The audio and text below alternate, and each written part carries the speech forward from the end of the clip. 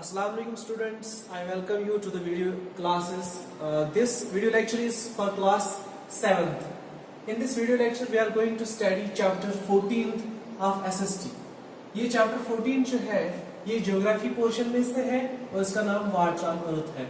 हम water on earth के बारे में हम डिस्कस करेंगे. earth पे जो water का portion है इसी के बारे में हम पढ़ेंगे. water की composition और वाटर की ये जो है डिस्ट्रीब्यूशन इसके बारे में हम पढ़ेंगे. हम फ्रेश वाटर और सैलिन वाटर को पढ़ेंगे. ये चीजें हम इस चैप्टर में डिस्कस करेंगे. अब ये जो वाटर है आप लोगों को पता है प्लेनेट अर्थ पे, सिर्फ प्लेनेट अर्थ पे वाटर है.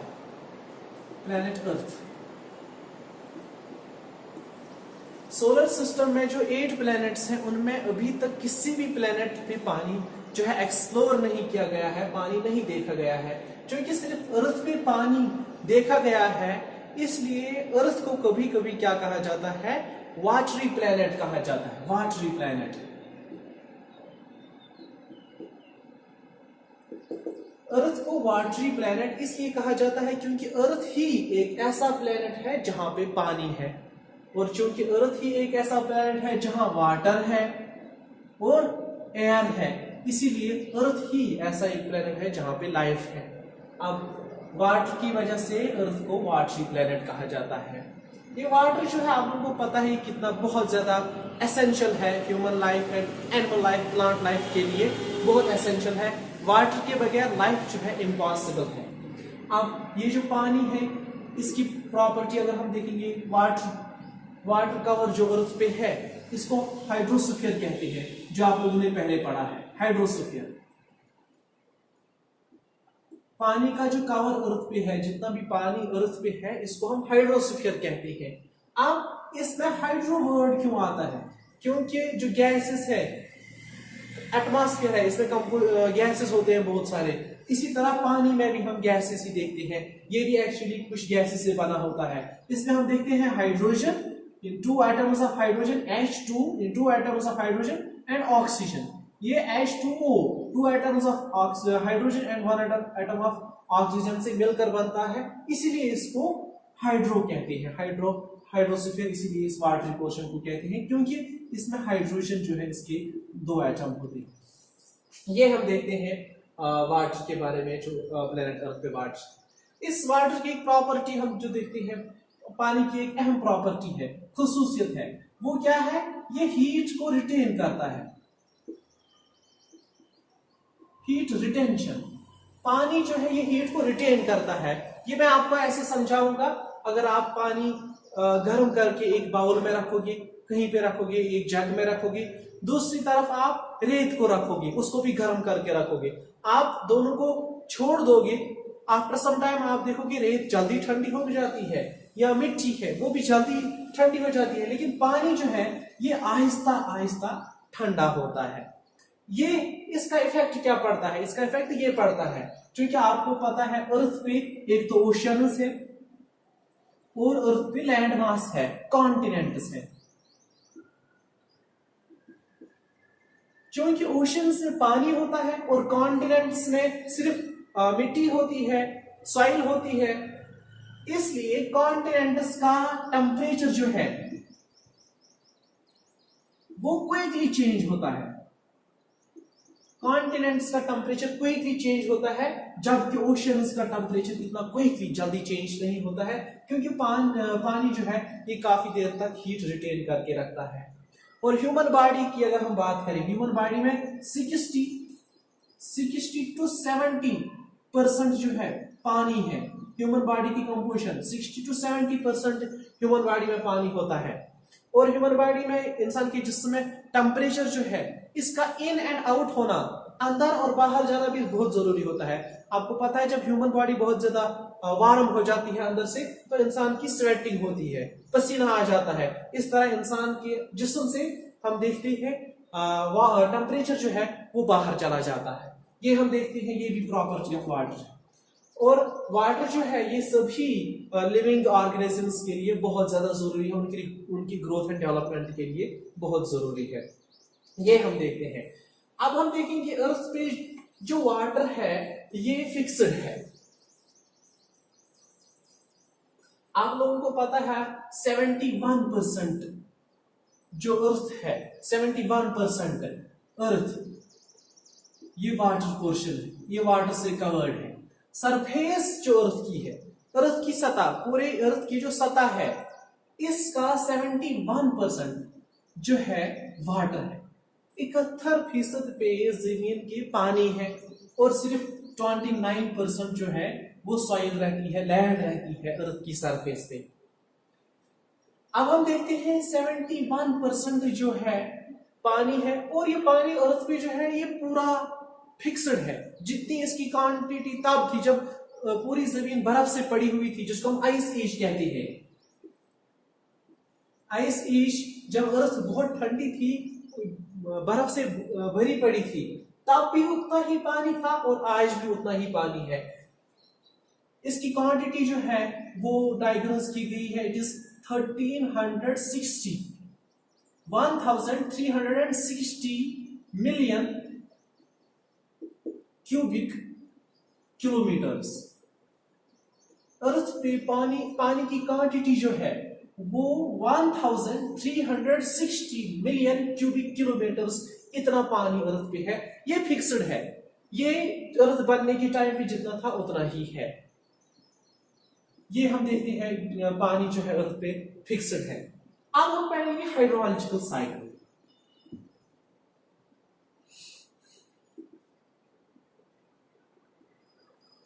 हाइड्रोलॉजिकल साइकिल या जिसे वाटर साइकिल कहते हैं।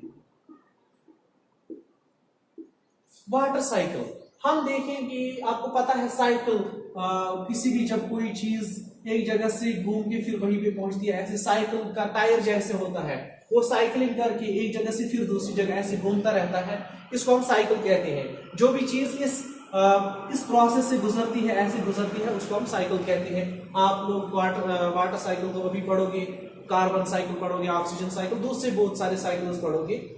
यहाँ पे हम वाटर साइकिल के बारे में पढ़ेंगे। वाटर साइकिल में क्या होता है, आपको पता है जो कंपोनेंट्स ऑफ अर्थ है, आपको पता है कि इसमें लिथोस्फीयर है। लिथोस्फीयर मैंने पहले भी कहा है, ये अर्थ वाला पार्ट है। लैंड वाला पार्ट जो है इसको लिथोस्फीयर कहते हैं। इसके बाद हाइड्रोस्फीयर है। हाइड्रोस्फीयर में आप देखते हो ये पानी वाला पार्ट, वाटर पोर्शन जो है इसको हाइड्रोस्फीयर कहते हैं, और एयर वाला पार्ट जिसको एटमॉस्फेयर कहते हैं।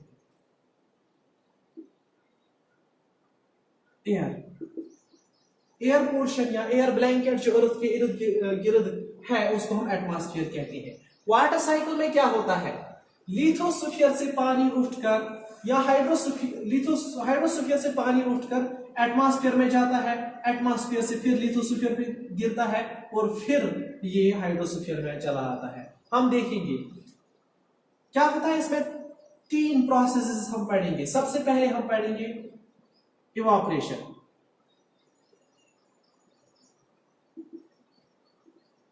इवापोरेशन को मैं डिफाइन करने की कोशिश, आपको पता है, डिफाइन करने की कोशिश करूंगा।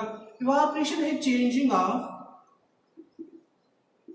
Water into vapour.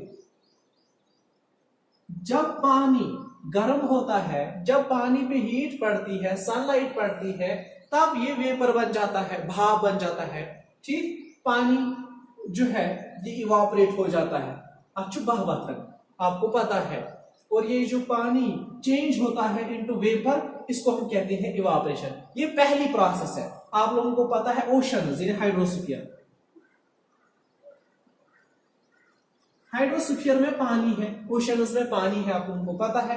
अब इस ओशन पे या इन ओशंस पे जब सनलाइट पड़ती है, सनलाइट पड़ने से ये पानी जो है ये कन्वर्ट हो जाता है इनटू वेपर। जब ये वेपर में कन्वर्ट हो जाता है, गैसेस फॉर्म में कन्वर्ट हो जाता है, तब ये एटमॉस्फेयर में चला जाता है। मींस हाइड्रोस्फीयर से पानी इवापोरेट होके एटमॉस्फेयर में चला गया। यहां पे हमने एक प्रोसेस देखी, इसको हम इवापोरेशन कहते हैं। इवापोरेशन ये है जब पानी इवापोरेट हो जाता है, जब पानी कन्वर्ट हो जाता है इनटू वाटर वेपर, इसको हम इवापोरेशन कहते हैं। ये पहला स्टेप है, पहली प्रोसेस है वाटर साइकिल में। आपने क्या देखा, पानी जो है इसमें सनलाइट पड़ी, इसमें हीट पड़ी और ये वेपर बन गया। जब वेपर बन जाता है, जितना ये पानी ऊपर जाएगा, जितना ये एटमॉस्फेयर में ऊपर जाएगा, उतना ठंडा होता जाएगा। क्योंकि आपको पता है एटमॉस्फेयर में पहले स्फीयर में जितना ऊपर जाते हैं विद आल्टीट्यूड आप देखते हो टेम्परेचर जो है डिक्रीज होता है। अब जब टेम्परेचर डिक्रीज हो जाता है, पानी एटमॉस्फेयर में जाता है in the form of vapour, वहां पे टेम्परेचर कम हो जाता है। उससे क्या होता है, ये जो वाटर वेपर है ये कंडेंस होता है, इसको वहां कंडेंसेशन होती है। कंडेंसेशन जो है, कंडेंसेशन में हम देखते हैं वाटर वेपर कन्वर्ट होता है इनटू वाटर। मींस जब वाटर वेपर ठंडा होके कूल होके वाटर बनता है, इसको हम कंडेंसेशन कहते हैं। अभी तक पानी जो था गैसेस फॉर्म में गैस बन गया, अब गैस से फिर ये पानी बनता है। पानी के छोटे छोटे कतरे जब बनते हैं एटमॉस्फेयर में, तब हम कहते हैं क्लाउड्स बन जाते हैं, बादल। और आपको पता है क्लाउड्स जो है हवा में होते हैं, एटमॉस्फेयर में होते हैं। क्लाउड्स कब बनते हैं, जब वाटर वेपर कंडेंस होता है और इस वाटर वेपर के छोटे छोटे पानी के कतरे बनते हैं या आइस के टुकड़े बनते हैं, बर्फ के छोटे छोटे टुकड़े बनते हैं, तब क्लाउड्स बन जाते हैं। ये हम देखते हैं। अब इन क्लाउड्स में जब ये छोटे छोटे टुकड़े होते हैं, या तो पानी के छोटे छोटे कतरे होते हैं या आइस के टुकड़े होते हैं, ये जब और ऊपर जाते हैं तब क्या होता है, छोटे छोटे टुकड़े दूसरे टुकड़ों के साथ मिल जाते हैं, फिर बढ़ने लगते हैं, ये बड़े हो जाते हैं। फिर एक सिचुएशन पहुंचती है जब ये ज्यादा बड़े कतरे बन जाते हैं और एटमॉस्फेयर ऊपर से ज्यादा ठंडा होता है, उसमें इतनी ताकत ही नहीं होती है कि इन ड्रॉपलेट्स को, पानी के कतरों को या बर्फ के इन टुकड़ों को होल्ड कर सके, पकड़ सके, फिर ये गिर जाते हैं, जमीन पे गिरते हैं। अब इस प्रोसेस को जब पानी के कतरे या बर्फ के टुकड़े जमीन पे वापस गिरते हैं, उसको हम प्रेसिपिटेशन कहते हैं। प्रेसिपिटेशन, जब पानी के कतरे या बर्फ के कतरे एटमॉस्फेयर से वापस जमीन पे गिरते हैं, इसको हम प्रेसिपिटेशन कहते हैं। अब आप लोगों ने क्या देखा, हाइड्रोस्फीयर से पानी जो है ये वाटर वेपर बना, ये एटमॉस्फेयर में गया, एटमॉस्फेयर से ये कंडेंस होता है, ठंडा होता है, फिर वहां से इसको क्लाउड्स बनते हैं। क्लाउड्स बनने के बाद ये बारिश या बर्फ की सूरत में जमीन पे गिरता है, और ये पानी आप लोगों को पता है जब गिरता है ये दरियाओं से आखिरकार फिर ओशंस में चला जाता है, ओशन से फिर ये एटमॉस्फेयर में जाता है, फिर बारिश की सूरत में जमीन पे गिरता है, फिर इसको वाटर वेपर बनते हैं। अब ये साइकिल ऐसे ही कंटिन्यू रहता है, इसको हम कहते हैं वाटर साइकिल। आई होप आपको ये समझ आया होगा। अब हमें देखना है, आप लोगों ने यहाँ दो चीजें देखी जो मैं फिर से डिफाइन करने की कोशिश करूंगा। सबसे पहले इवापोरेशन। इवापोरेशन होता है जब वाटर हीट अप होता है और इसको वाटर वेपर बन जाता है, तब हम कहते हैं इवापोरेशन। दूसरा है कंडेंसेशन। कंडेंसेशन होता है जब वाटर वेपर ये कूल होता है और इसको पानी बन जाता है, यानी जो वाटर वेपर है ये कन्वर्ट हो जाता है इनटू वाटर, इसको हम कंडेंसेशन कहते हैं। तीसरा है प्रेसिपिटेशन। प्रेसिपिटेशन होता है जब बर्फ या बारिश की सूरत में ये पानी वापस जमीन पे गिरता है, इसको हम प्रेसिपिटेशन कहते हैं। इवापोरेशन आप लोग देखते हो, सिर्फ एक तो है कि पानी पे हीट पड़ती है और ये ऊपर एयर में in the form of water vapour चला जाता है, और एक क्या होता है, प्लांट्स जो है ये भी एटमॉस्फेयर में वाटर वेपर भेजते हैं थ्रू अ प्रोसेस जिसको आप ट्रांसपायरेशन कहते हैं। अब ट्रांसपायरेशन टर्म है यहाँ पे। ट्रांसपायरेशन क्या है, ट्रांसपायरेशन ये है प्लांट्स जो जमीन से जड़ों के जरिए पानी पीते हैं, हासिल करते हैं, ये लीव्स में जाता है, लेकिन 99% जो पानी है, 99% पानी जो एक ट्री या एक प्लांट हासिल करता है, ये लीव्स के जरिए ट्रांसपायरेट हो जाता है, एटमॉस्फेयर में चला जाता है, इसको ट्रांसपायरेशन कहते हैं। ह्यूमन्स भी पानी जिस्म से बाहर खारिज करते हैं थ्रू स्वेटिंग एटसेट्रा, जिसको हम कहते हैं प्रेसिपिटेशन, जिसको हम कहते हैं इसको हम कहते हैं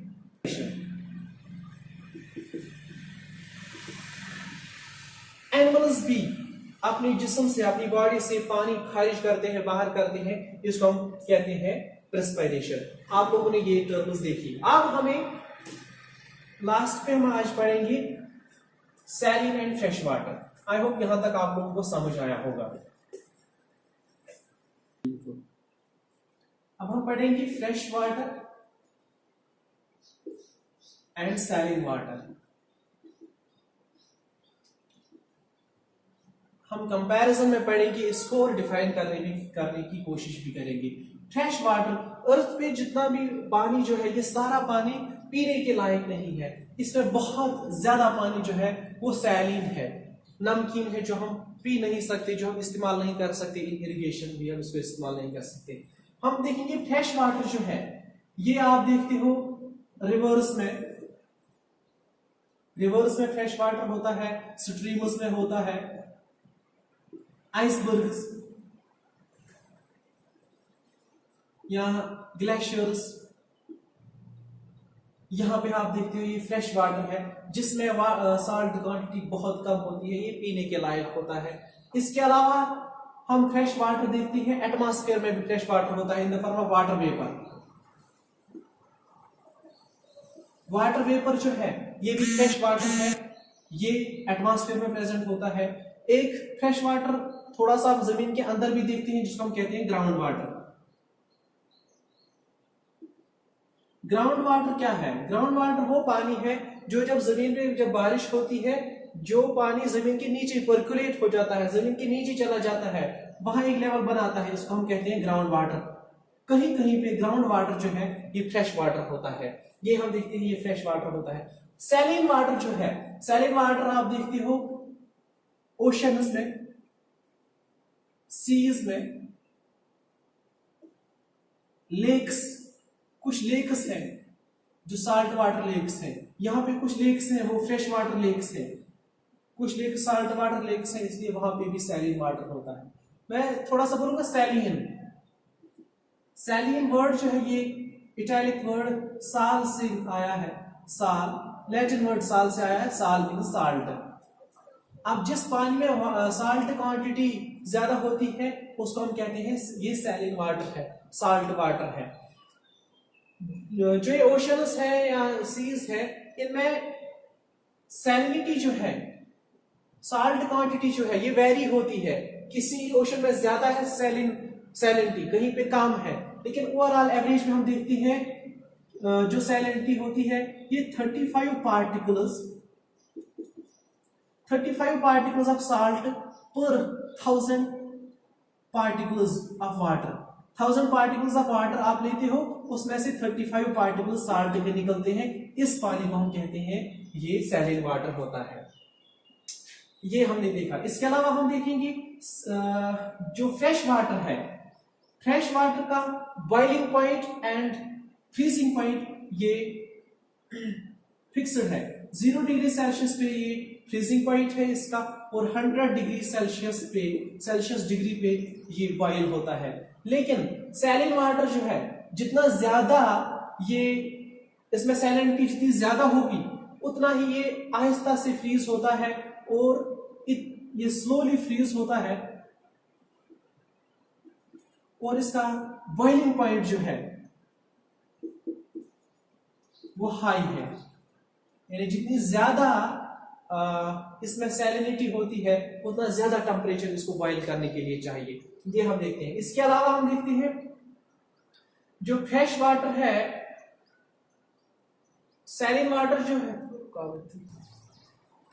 फ्रेश वाटर जो है ये जल्दी इवापोरेट हो जाता है, it evaporates quickly. Fresh water quickly evaporate हो जाता है, जबकि सैलिन वाटर, नमकीन पानी, स्लोली इवापोरेट होता है।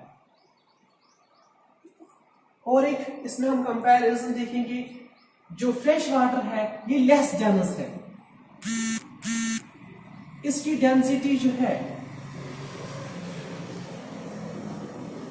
लेस है, कम है, इसमें डूबने का चांस ज्यादा होता है। फ्रेश वाटर की डेंसिटी कम होती है, जबकि सैलिन वाटर की डेंसिटी ज्यादा होती है। It has more density.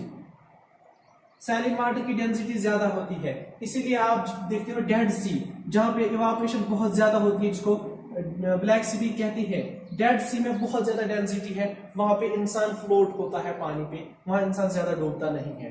And finally जो फ्रेश वाटर है, ये पूरे वाटर का, अर्थ पे जितना भी वाटर है उसका सिर्फ 3% है। मीनस अर्थ पे जितना भी पानी है उसका सिर्फ 3% जो है वो फ्रेश वाटर है, जबकि 97% वाटर जो अर्थ पे जितना भी वाटर है उसका 97% जो है वो सैलिन वाटर है, साल्ट वाटर है। आई होप आपको ये समझ आया होगा। आज हमने वाटर और अर्थ, पानी के बारे में पढ़ा, पानी की कंपोजिशन के बारे में पढ़ा, वाटर साइकिल के बारे में पढ़ा और फ्रेश वाटर और सैलिन वाटर के बारे में पढ़ा। इंशाल्लाह नेक्स्ट वीडियो में हम वाटर बजट के बारे में पढ़ेंगे। तब तक के लिए अल्लाह हाफिज, अस्सलाम वालेकुम।